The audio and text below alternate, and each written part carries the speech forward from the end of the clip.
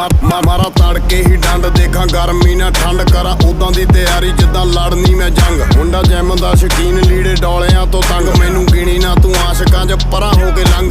ਦਬ ਕੇ ਨਾ ਪਾੜ ਦਵਾਂ ਵੈਰੀਆਂ ਦੀ ਸ਼ਹਿਰ ਵਿੱਚ ਘੁੰਮਾਂ ਜਿੱਦਾਂ ਖੁੱਲਾ ਕੋਈ ਸਾਨ।